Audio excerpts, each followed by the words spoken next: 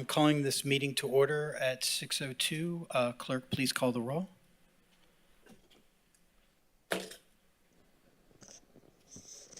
Mr. Elfman? Mr. Kent? Mr. Maxey? Here. Mr. Mead? Mr. Nelson? Here. Mr. Wolf? Here. And Chair McGinley? Here. You have a quorum. Thank you. And as tradition, Mr. Maxey, if you could lead us in the Pledge of Allegiance. I pledge allegiance to the flag of the United States of America and to the republic for which it stands, one nation, under God, indivisible, with liberty and justice for all. All right, thank you. Did you actually say let's play ball? Yeah. The most common words heard after that. Go Boston. I'd like the board members who were able to make it today, I'd like them to introduce themselves, starting down here all the way to my right. Give them a poke. Introductions. Hi, I'm Bill Kent. Yes. I don't think this is working. You You got to press the lighting button until the red light goes on. My name is Bill Kent. From the swimming pool industry. I having technical difficulties. We're getting them all out early. Okay, is it working? Okay. Test. Oh, now I can hear. Good evening, everybody. My name is Bob Wolf. Blaze McGinley. Howard Nelson. And I'm Chad Maxey. All righty. Mohammed, if you could introduce the staff. Hi, good evening, Mohammed Malik, James, and Shakila Jasmine from our office, and our esteemed city attorney, acting city attorney. Interim city attorney. Don't look at me. You're looking at me as if I'm. Staff paid me $20 to start applause whenever they say that. Each time I do it, I get a new $20. Thank you. So has everyone had the opportunity to review the minutes from last month's meeting, and does anyone have any changes? Chairman, I move approval of the minutes from last month's meeting. I hear a second. Oh, do we just do that on a, Got to vote on it. yeah, but, You do it on a voice vote if you yeah, want there you to. go. On a voice vote, please. All in favor, say aye. Aye. Hi. Sorry. All right. All persons who wish to speak to the board today must be sworn in. Please raise your right hand and be sworn in. Do you swear or affirm any testimony you give at this public hearing will be truthful and accurate? Say yes. Thanks. All righty. Each member of the public that wishes to speak on any item will have a length of time not to exceed 3 minutes per item. Representatives of associations will have 5 minutes. Okay, I think we've got a little bit of zigzagging here to do. Did we want to bring forward the request for deferrals first and then see who's left? We can, but Mr. Chairman, as I mentioned before, I'm going to have to recuse myself on item 1, irrespective of the request for deferral, and I think that leaves you without a quorum And for that item. I think it might be prudent to roll the items, remaining item over the next month because of some lack of membership. Well, I think we can give them the option, right? Right, but the city's going to have to determine, I don't think it's lack of a quorum with respect to that item. Correct. So with regards to item 1, there's a lack of a quorum, so the item cannot be heard, but I would like the applicant to still come forward and And request the deferral, or? correct, and acknowledge the lack of quorum and waiver of the, excuse me, statutory requirement. Well, that's been waived in prior cases already, so just acknowledge. Hi, good evening. Liz Summerstein Adler, Greenspoon Martyr, here on behalf of the applicant. I acknowledge that there is no quorum this evening, and we are requesting to be deferred to the next meeting, if that can be. Do I see a motion to? Motion to approve, Mr. Chair? quorum, Right, we so can't- I acknowledge that we do not have a quorum for this request, and we'll see you at the next meeting. So, thank you. Then it is so. Yes. All right, that was easy enough. So, All righty, item 2. Give me 1 second. All righty, I'd like to call, Do we want to hear item 3? Oh, Because that's I got a deferral request. gotcha. All righty, so I'd like to call the third item, case number PLN BOA 22020003.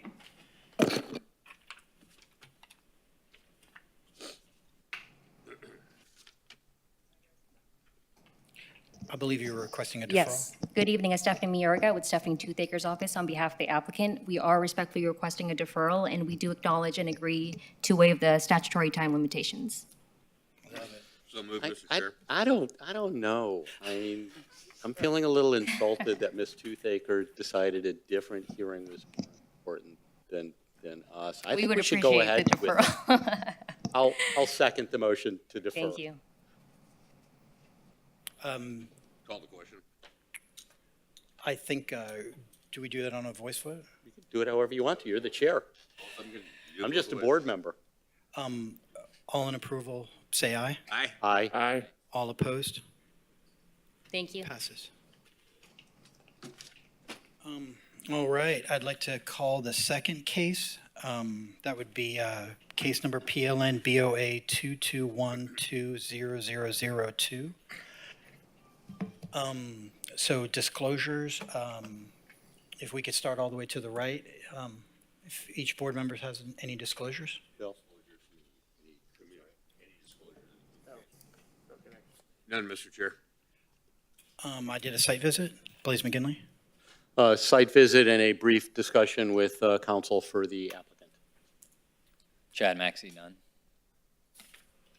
So just for the record, Member Kent had no disclosures. That's correct?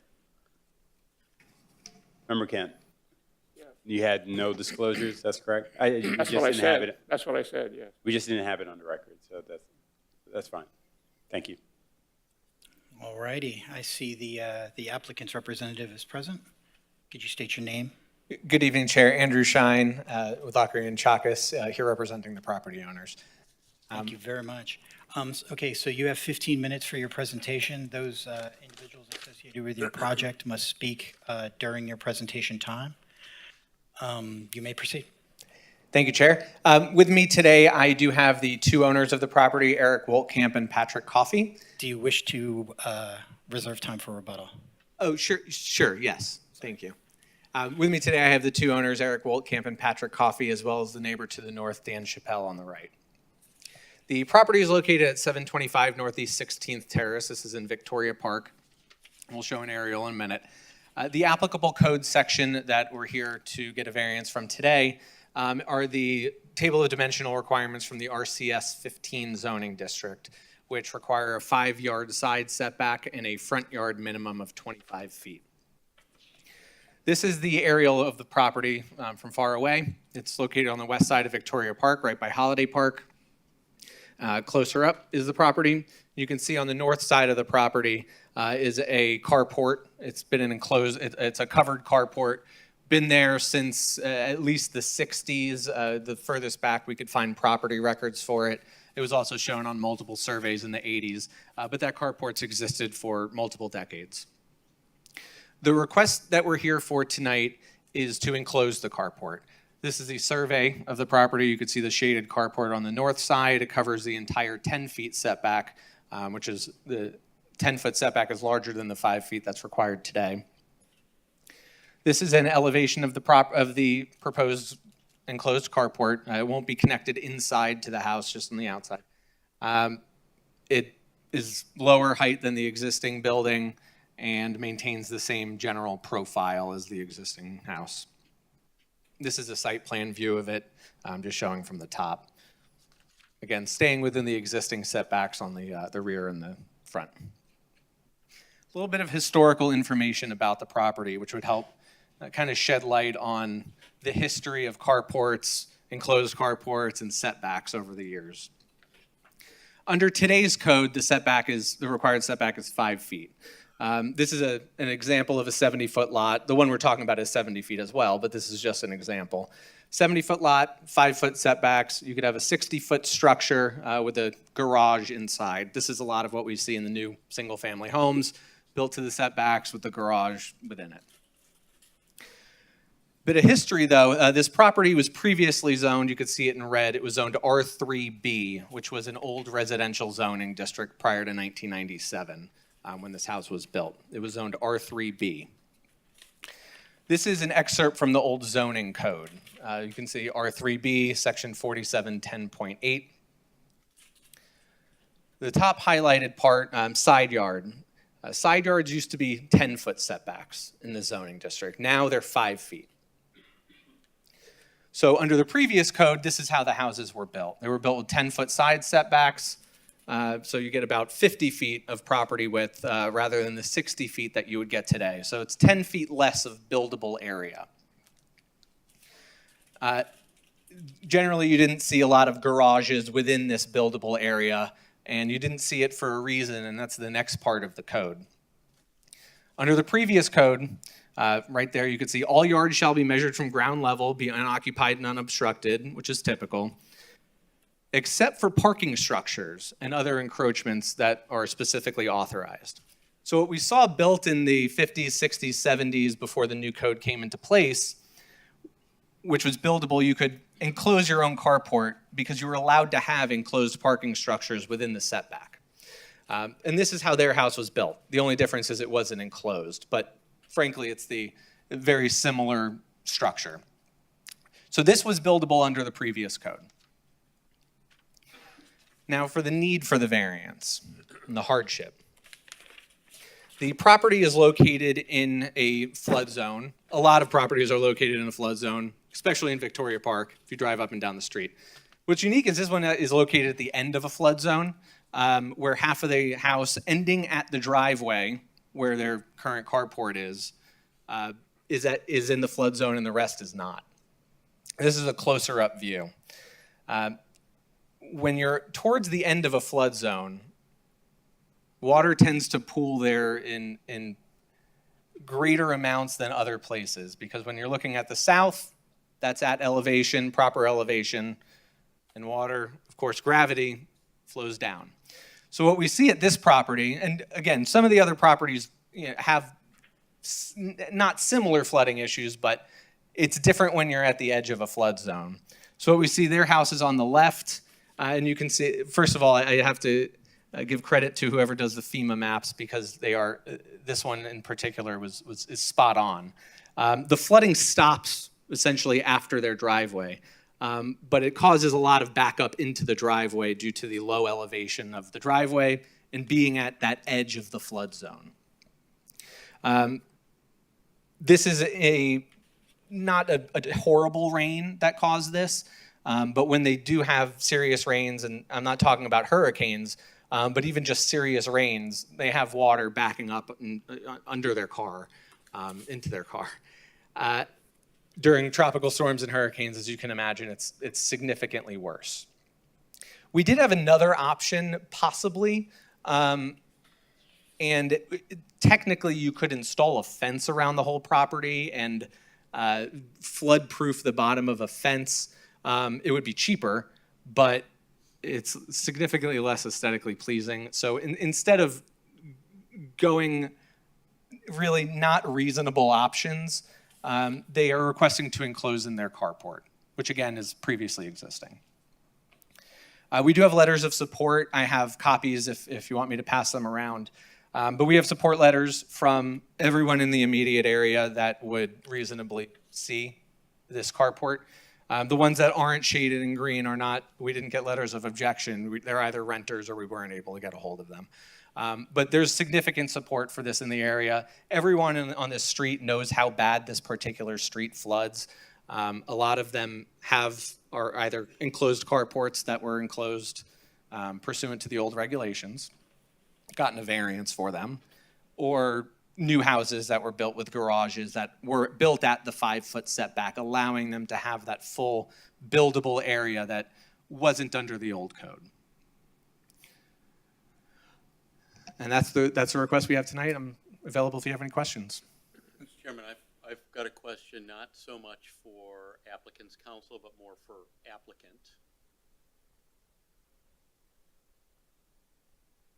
For the property owner. I trust them. Okay. Do you want to bring him up? Oh, sure. Yeah. And I can't remember, has he been sworn in? What? Was he sworn in? I can't I remember. believe he was sworn in. Yeah. Gentlemen, yes. And it's Eric here and Patrick here. If Right. actually, if you could state your name and address for the record. Patrick Coffey. What else do we need to state? Your address. 725 Northeast 16th Terrace. And I can just ask one of you. You guys both don't need to do it, but that's fine.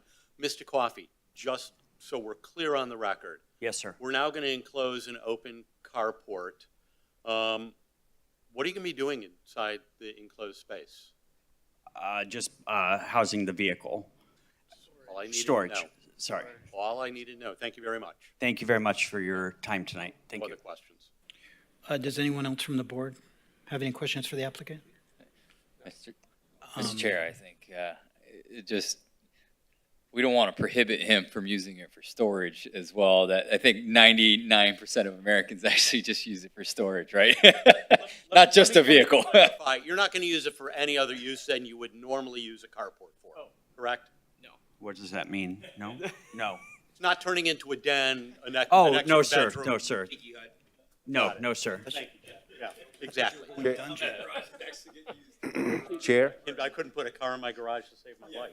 Chair, So, I'm sorry. Chair. I just wanted to, I also bring it to the applicant before, although this is not an issue with the Board of Adjustment, but there is a Florida building code issue with the property line. So the fire rating needs to be done and all that, the whole 9 yard, because you can't build, there are much more requirements at the time so that you understand. There would be more than normal hurdles at the building side, so you're aware of it, and I'm just letting them know. Understood. We did add the fire rating note to the plan.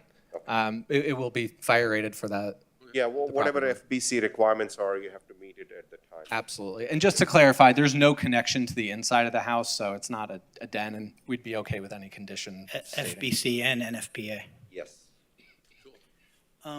So I'd like to open it up for the public hearing. Does anyone? No? No questions. All right. Well, then I'll close. If the public hearing is closed and you're ready for a motion, I've got one. I would. Want to close the public hearing? Yes. Okay. Yeah, good. Did you want to- Public hearing. I'd like to close the public hearing and I'd like to hear a motion. Mr. Chairman, I believe the applicant has demonstrated both the unique nature of the impact on this, and I believe his application meets the requirements for variance under our code, and I would therefore move approval of the variance. Nice, second. Please call roll. Mr. Kent? Yes. Mr. Maxey? Yes. Mr. Nelson? Yes. Mr. Wolf? Yes. And Chair McGinley? Yes. Pass 5-0. All right. Thank you all. Quick night. Item passes. And so I think that's it for tonight. I guess, are there any communications to the city? I think we probably want to let the city know what an excellent choice of interim city attorney they've made. Do we But want to get outside of another? that- Outside of that, I think we're pretty, I got a not getting my question. $20. Yeah, we I'm want just. I got a question because I feel like we've deferred a couple of these cases Yes. multiple months. Is this the appropriate venue to ask for them to push for an appointment? Because that is a commissioner's responsibility, right? Like, we're at a point now with our board now where we've deferred several items multiple months. Are and- we short on board Yeah, members? absolutely. I believe you do not have any alternate There's no members alternates. appointed. Have all- Any alternates? And so if Well, we have Howard had anybody who has a recusing, Yeah, it's just, sure, it's yeah. made it difficult. And what was, had a death in the family? Yeah. So does anyone have anything to share for the good of the city? So, are you making that a formal Wanna make it a communication, formal or request? Oh. if you would do that by motion? You want to make it a, you want to make a request? You want me to make it? Would ask to make a request on behalf of the board, all of us. I think unless Does nobody. that work? If, Need appointments to fill out the board and its all. And its alternates. I would second that. okay, it's a motion to send communication, and it was seconded. Then all in favor say aye. Aye. All opposed? All right, if the board has no further business, I'll entertain a Motion motion to adjourn. So moved.